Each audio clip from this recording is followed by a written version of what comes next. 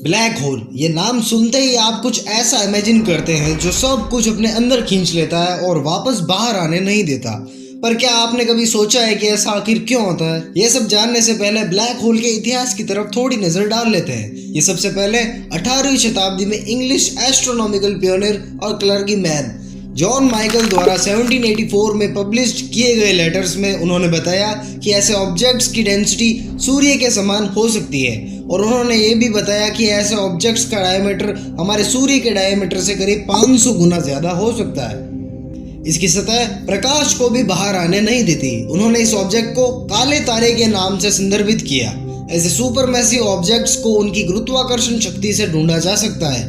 उसके बाद साल 1915 में सर एल्बर्ट आइंस्टाइन ने जनरल थ्योरी ऑफ रिलेटिविटी को पब्लिश किया। उन्होंने बताया कि कोई ऑब्जेक्ट जितना ज्यादा बड़ा होगा वो अपने चारों ओर उतना ही ज्यादा ग्रेविटेशनल फोर्स रखता है। आसान भाषा में कहें तो द्रव्यमान यानी मास का आकार जितना अधिक होगा, गुरुत्वाकर्षण बल का आकार भी उतना ही अधिक होगा। जैसे कि ब्लैक होल्स। गुरुत्वाकर्षण क्षेत्र असल में अंतरिक्ष और समय की वक्रता करता है, यानी कि ब्रैपिंग।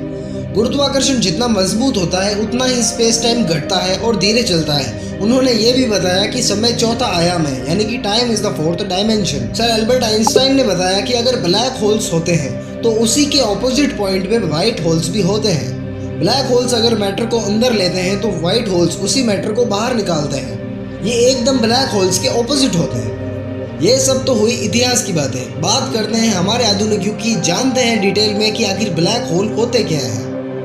ब्लैक होल स्पेस टाइम का एक ऐसा क्षेत्र है जहां गुरुत्वाकर्षण इतना मजबूत होता है कि वो प्रकाश या अन्य इलेक्ट्रोमैग्नेटिक वेव सहित किसी भी चीज के पास इससे बचने के लिए पर्याप्त ऊर्जा नहीं होती है। कई तरह से ब्लैक होल ब्लैक बॉडी की तरह काम करता है, क्योंकि ये लाइट को रिफ्लेक्ट नहीं करता।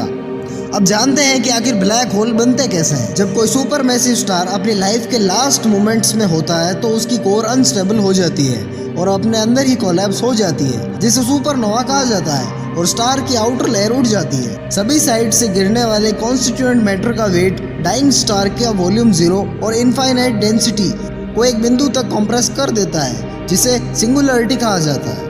सिंगुलरिटी यानी कि ब्लैक होल का केंद्र, एक ऐसा रीजन जहां स्पेस टाइम कर्वेचर इनफाइनाइट होता है। एक नॉन रोटेटिंग ब्लैक होल के लिए ये रीजन एक पॉइंट साइज शेप में होता है। वहीं एक रोटेटिंग ब्लैक होल के लिए इसे एक रिंग सिंगुलरिटी बनने के लिए स्मीयर किया जाता है, जो कि रोटेटिंग प्लेन में स्थित होता है। दोनों ही केसेस में सिंगुलर रीजन का वॉल्यूम 0 होता है और इसी रीजन में ब्लैक होल का सारा मैटर स्थित होता है। सिंगुलर रीजन की डेंसिटी इनफाइनाइट मानी जाती है।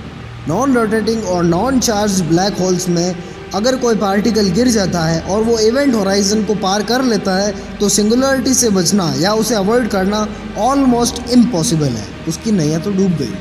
अब वो पार्टिकल सिंगुलरिटी की ओर बढ़ता जाता है और उसे कुचल दिया जाता है ब्लैक होल की इनफाइनाइट डेंसिटी से, और अंत में वो ब्लैक होल के मास में शामिल हो जाता है। चार्ज्ड और रोटेटिंग ब्लैक होल्स के केस में सिंगुलरिटी को अवॉइड करना पॉसिबल है, परंतु ये एक हाइपोथेटिकल पॉसिबिलिटी है जिसमें ब्लैक होल वॉर्म होल की तरह एक्ट करता है और पार्टिकल को किसी दूसरे यूनिवर्स में ट्रेवल कराता है या फिर पार्टिकल को उसी के पास में ले जाता है। के बाद आता है इवेंट होराइजन, यानी कि ब्लैक होल का किनारा। स्पेस टाइम में एक ऐसा बाउंड्री जिसके जरिए से मैटर और लाइट केवल ब्लैक होल के मास की ओर आ सकते हैं।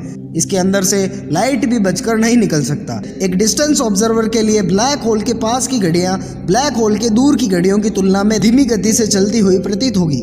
इसे ग्रेविटेशनल टाइम डायलेशन के रूप में जाना जाता है। एक ब्लैक होल में गिरने वाली वस्तु धीमी दिखाई देती है क्योंकि यह घटना इवेंट होराइजन के करीब पहुंचती है। इस तक पहुंचने में अनंत समय लगता है। उसी समय इस वस्तु पर सभी प्रक्रियाएं धीमी हो जाती है। एक बाहरी ऑब्जर्वर के पॉइंट ऑफ व्यू से किसी ऑब्जेक्ट द्वारा एमिट की गई कोई भी लाइट ज्यादातर लाल दिखाई देती है। इसे ग्रेविटेशनल लाइट शिफ्टिंग कहा जाता है। आखिरकार गिरने वाली वस्तु दूर हो जाती है। जब तक कि इसे देखा नहीं जा सकता, आमतौर पर यह प्रक्रिया बहुत तेजी से होती है और 1 सेकंड से भी कम समय में कोई वस्तु गायब हो जाती है और 1 सेकंड से भी कम समय में यह पार्टिकल सिंगुलरिटी की ओर पहुंच जाता है। जैसा कि आप देख सकते हैं, ब्लैक होल से बहुत दूर एक पार्टिकल किसी भी डायरेक्शन में जा सकता है, परंतु ब्लैक होल के करीब स्पेस टाइम खराब होने लगता है। दूर जाने वाले रास्तों की तुलना में ब्लैक होल की ओर जाने वाले रास्ते अधिक होते हैं। इवेंट होराइजन के अंदर सभी रास्ते पार्टिकल को ब्लैक होल के केंद्र के करीब लाते हैं। पार्टिकल का बचना अब ऑलमोस्ट इम्पॉसिबल है। एट लास्ट जानते हैं ब्लैक होल का अंत, यानी कि